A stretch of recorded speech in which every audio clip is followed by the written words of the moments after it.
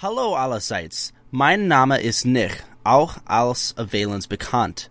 Heute wollte ich über meine neue Liebe für deutsche Flugzeuge in War Thunder sprechen.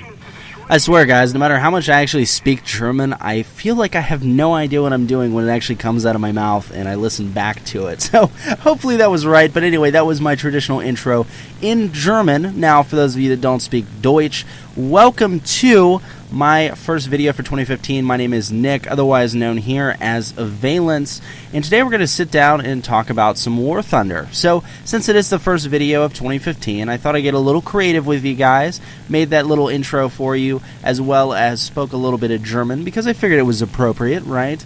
But I had a good time making that intro. It's actually a lot of fun to do stuff like that and be a little more creative with the video content. Granted, that took a little bit longer than I wanted it to, but once it was in my head, I knew I just had to get it out, right? I was actually playing War Thunder and practicing for the German fighters, which I'm about to sit here and talk to you guys about. And I was listening to the Wolfenstein soundtrack from the Wolfenstein New Order game, you know, and that bit kind of clicked in my head. It's from the hospital scene. So I went online to look for a couple good like remixes of it or anything that anyone else had done, and this guy actually had a extended mix that he had done personally. I'll put a link in the description below if you guys want to go check it out and support him. But that's what I used for that little intro, and I think it came out pretty well. So who knows? Maybe I'll start doing stuff like that. But, you know, we'll see. Just a little bit of an experiment for the beginning of 2015. So anyway, guys, let's go ahead and hop into today's commentary. For those of you who have not watched my stream over the holidays, I did start to get back into a game called War Thunder. Now, War Thunder is something I played way back when, I want to say almost 2 years ago when it was in alpha as a free-to-play title. And then I played a couple games with my buddies, ground out a little bit of my British tree as well as my American tree as far as planes go, right? And then when I actually heard about the U.S. Tanks expansion, which was added at the beginning of December, if I'm not mistaken, from another YouTuber, Devil Dog Gamer, I loved what I saw, and I decided to go ahead and get back into it. So, come the beginning of December, I re-downloaded War Thunder, and got back into it. It was nice because they actually had the Steam sale, which allowed me to get a bunch of premium stuff. I think it was something like 4 months of premium, a bunch of exclusives, and some Silver Lions, and some exclusive planes that, you know, honestly, I don't really use. I prefer to grind out the other planes because they are a little bit more powerful, so to speak, and I like the satisfaction of actually grinding out the reputation and the research experience in order to go ahead and do that. Why did I say reputation? I think I'm too focused on Warcraft this week. Anyway, so I did go ahead and take a viewer recommendation. So one of my viewers, Red Army VG, he's on my stream a lot, and he's a big War Thunder player. As a matter of fact, I was really surprised by his War Thunder knowledge.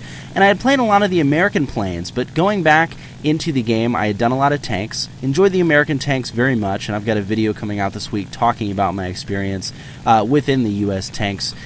Which, you know, absolute blast. But the American planes were just not up to par, and I know it was a Russian developer, and of course there's conspiracy theories. Oh, they nerfed American planes because they're Russian, and oh, you know, they nerfed American planes because they're too strong. I do feel like a lot of the American planes are made of paper, but again, I'm not a War Thunder expert. So, I looked online, looked at a couple things, but basically, what I came to was I had to start a new tech tree. So, I went ahead and asked Red, and he had talked about the Russians, which are heavily armored attackers mainly, and then also talked about the Germans, which are B and Z, and basically that stands for Boom and Zoom. I think I am doing this correctly. Correct me if I am wrong, War Thunder people. I would appreciate it. But they're more focused on boom and zoom, which means they're very high altitude flyers, and then they dive down with a lot of speed, nail a target, and then use that speed to counterclimb back up to a position. So it's kind of like a roller coaster ride, so to speak. So I got into them, and I started grinding them and used a bunch of my Golden Lions to boost some experience to get into Tier 2, and I did that a couple days ago. So I've been playing a lot of it over the weekend, and I have been enjoying the luxurious Focke-Wulf 190s, which are gorgeous, gorgeous planes. I got a couple custom skins that you guys are seeing right now, and I think most of this footage is actually from arcade battles. However, I've been getting into realistic battles just because I like that, the idea of spawning once and having a little less control over your plane in the realism way. I'm a big simulator guy, so I prefer to have that.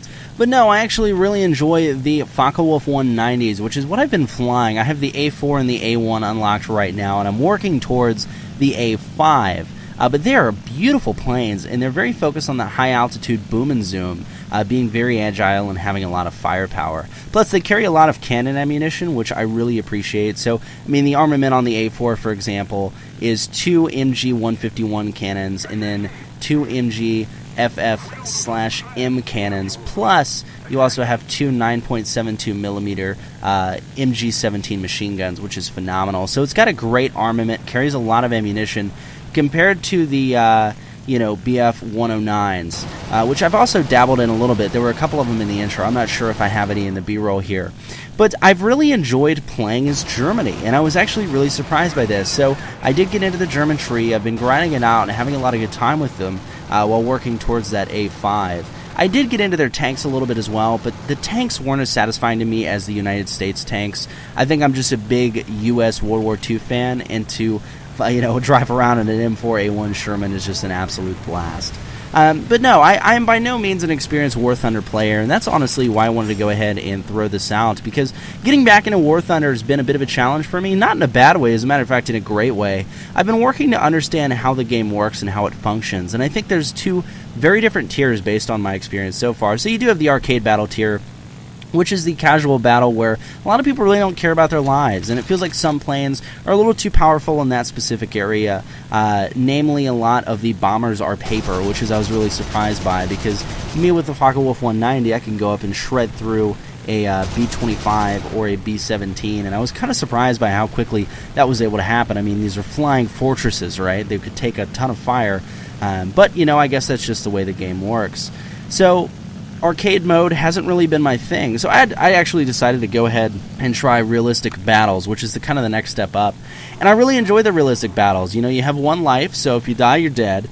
And a lot of the planes and their maneuverability are more based in realism, which is great. So, for example, with my Focke-Wulf 190, I can only go up to around 800 kilometers per hour or so. And then, my wings will get ripped off, things like that. And it's actually really nice because it encourages people to play the game the way it's meant to be played. And I also like how it divides the factions. So, if I'm playing as a German, I'm going to be with Axis powers, right, in the air, and not have, American planes flying next to me. And, if I'm playing as Britain or America, I'm also going to have British and American planes flying next to me. So it's kind of nice. It puts it in the more historical context, which is something I've really appreciated. I've also got into a lot of the custom skins as well, which has been really cool.